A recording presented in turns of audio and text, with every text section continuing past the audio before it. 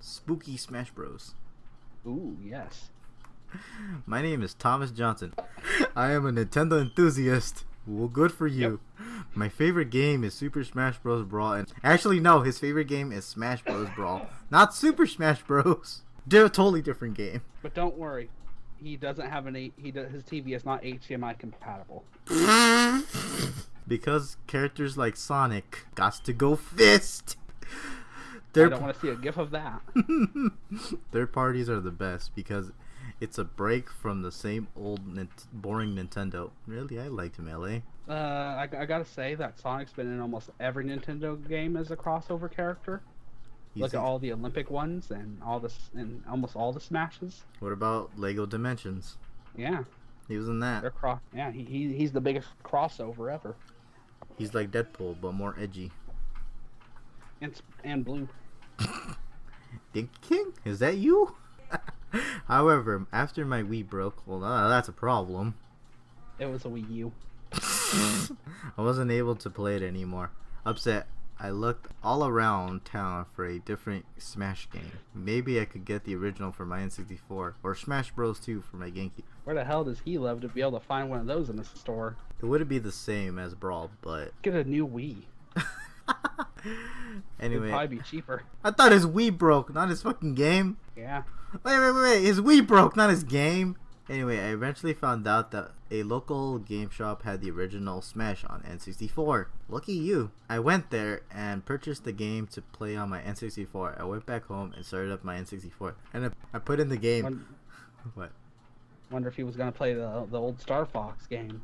I was excited to play it. Brawl was the only one I ever played before. However, when I started the game, it was the Brawl intro with 64-bit graphics. I was confused. I started up. It was like someone ported Brawl on the N64.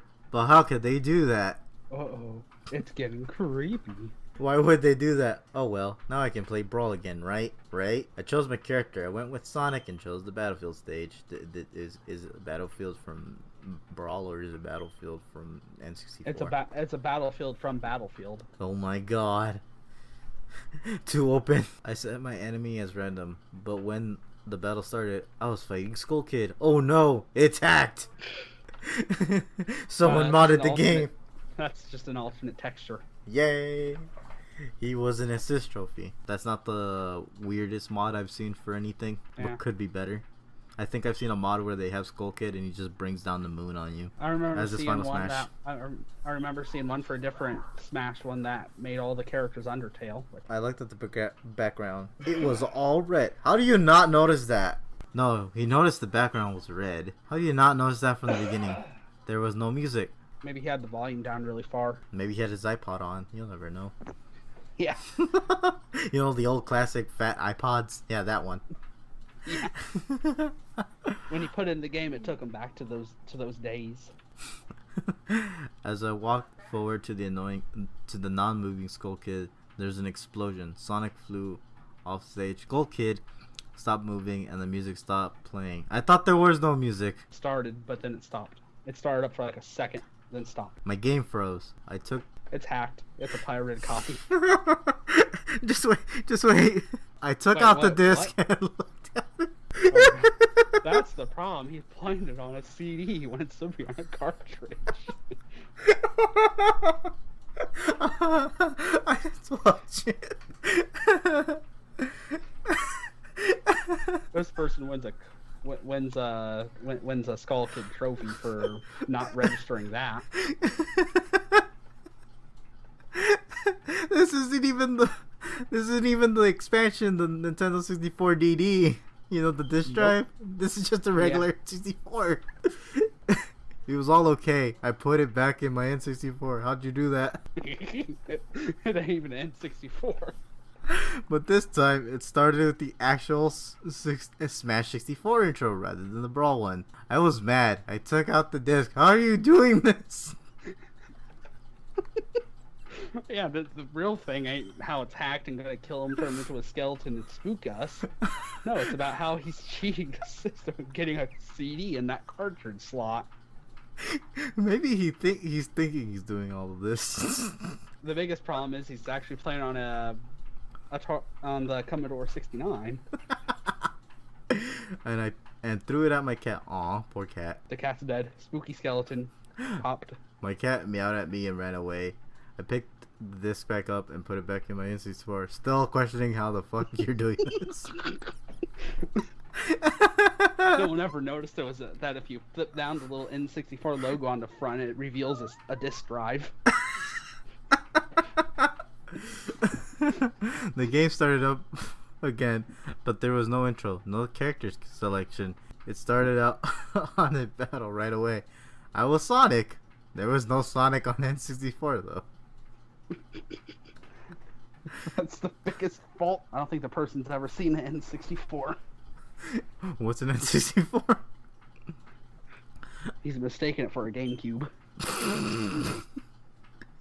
And I was fighting a faceless Mario and a faceless Luigi. What happened to their faces? The Mario and Luigi ran at me, but I couldn't move. They punched Sonic and kept hitting him until he was pushed off the game. When he respawned, oh, no. he wasn't Sonic anymore. He was Skull Kid. Skull Kid's up B was a flying attack, and his down B was an earthquake move. His side B was an energy blast, and his final smash makes everything around him explode. I was gonna assume he just brings the moon on you, but... Yeah, that would have been smarter, but I guess some people just don't know. He then popped out the disc in rage and shoved it into the cartridge slot.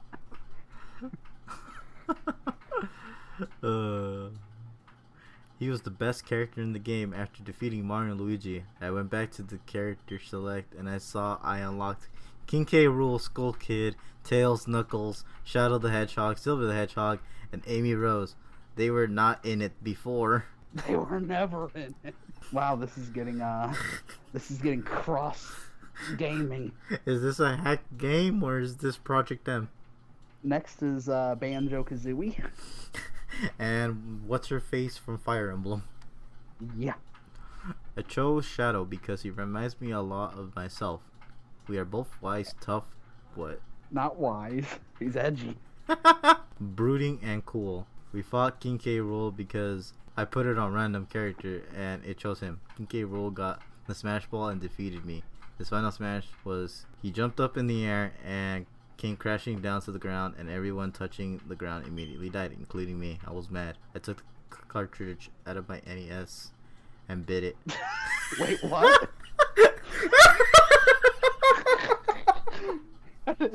And he has it right next to him. Just took it out and bit it. Damn. No, he was playing the NES. I saw that the cartridge was glowing red, and it felt hot. Oh no! I dropped it. He better blow on. Oh, he was supposed to blow on it to cool it off. Wait, hold on. Just wait. It's become the phone. It's gonna explode. Wait, hold on. Just wait for this line. I put the disc back in and saw my TV was completely red. It's a transformer. Transformer, robots in skies. It went from a CD to a cartridge back to a disc. It went from an N64 that could somehow play CDs to an NES with a cartridge back to an N64 with a CD player. No. It's still an NES. It's just that it's able to play discs. This is even worse. Next, it's going to be a floppy. Then it's going to be a cassette. I heard a low growling noise, and I was scared. I got up out of the couch. Oh no, his Xbox is eating the disc. I got up off the couch, but some text appeared. I sat back down and read it. It said, "Thomas, I know you. I can see you. I am you." I said, "What?" "Thomas, listen, come with me. Another settlement needs our help."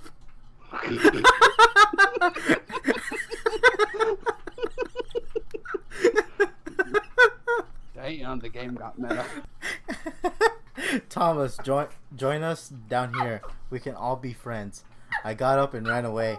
I never went back down into my basement again. I never play a video game again. Not to this day. At night, I can still hear the voice all the way down in the basement. "Thomas, He still hasn't turned Thomas. off the game. Thomas. Another settlement needs our help. In fact, I can hear it right now. Ratburn jpg, because it's not JPEG. Mm. I loved Arthur since I was a little kid, and I still watch it to this day. And he's now 80 years old, still watches it. But now I have a change of heart about it. I wanted to see more episodes that are so old, so I downloaded a few videos.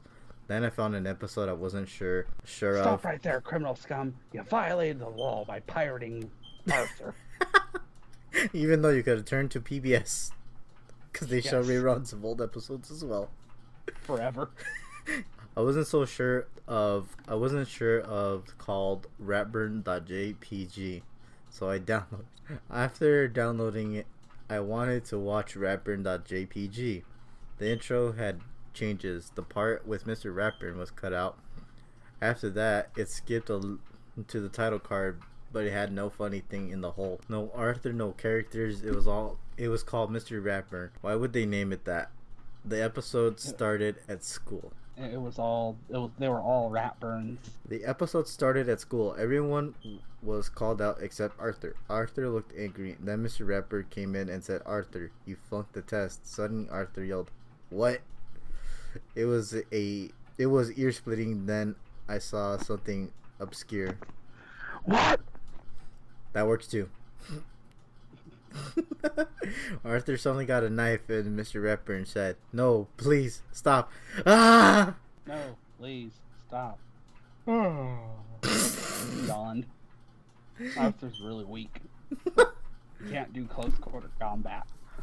Arthur stabbed Mr. Ratburn over and over until blood came out of his mouth. Then the episode ended. 10 out of 10. I didn't watch it anymore. I also contacted the staff of Cinar to say what? Of Sinar. Yeah, why they made a snuff film to make a snuff film episode like that. They were crazy, but they didn't answer back. I undownloaded it, but if you find it, don't download it, okay? He undownloaded it. He didn't delete it. He undownloaded it. He sent it back to the internet. I've always been a big fan of the popular anime. Cory in the House. In fact, I guess you could say it was my favorite anime. Yes. And that I have excellent taste in Japanese culture.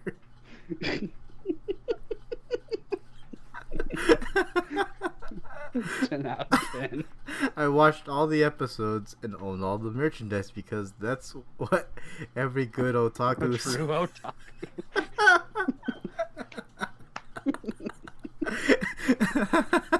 That's what every good otaku such as myself does. However, I don't think I'm very weeb for Cory in the House anymore since I saw that one episode. It was anti. One day at a garage sale, looking for any Cory in the House merchandise that I may have missed. I found a DVD with the words "Cory in the House" episode 666. Hastily written on it in Comic Sans fonts. At least he knew the typeface. Who would disgrace Cory in such a way to write Comic Sans on his DVD? I never saw this episode 666, so I bought it. Disgraceful. I bought it and immediately went home to watch it. The episode started out normally, but Cory had hyper-realistic eyes and a fedora. He walked to his father and asked, "Dad, are you ready to take over the White House?" "Of course I am, son." Cory's dad went to the White House Armory and got himself and Cory dual miniguns. Because it had an armory with dual miniguns. Now let's kill the president and America will finally be ours. Yeah, he's gonna Trump. They went on a rampage through the White House, killing everyone in sight as their hyper-realistic blood and gore went everywhere. Finally, they But reached... were they hyper-realistic bullets? Ooh, now that's the real question. Finally, they reached the Oval Office where the president was cowering in fear. They both shot at him until he was just a bloody and gory mess. I guess. Done in the Family Guy style, non-hyper realistic. I guess that you could say it was a big gory in the house. Ouch. You're just saying ouch killed me. With the president dead, Cory turned to his father with a revolver and pointed at him. Sorry, Dad, but I don't need you anymore. I don't need you around anymore. No, Cory, wait! He shouted as he puts his hands up. I thought we were gonna turn the United States of America into the United States of the Baxters together. No, Cory said as he shot his father in the face, killing him. It's the United States of Cory. The former Spartan daughter walked in. Hey, what happened to my dad? Cory looked down at her and said, I'm your dad now. Gross. The studio audience laughed as Cory turned to the camera and tipped his fedora at the viewer. The episode ended there. What? Damn, that was short. No, it's not done yet. Since when the fuck was Cory a fedora wearing neckbeard? I raged. The rest of the episode was fine aside from that small detail.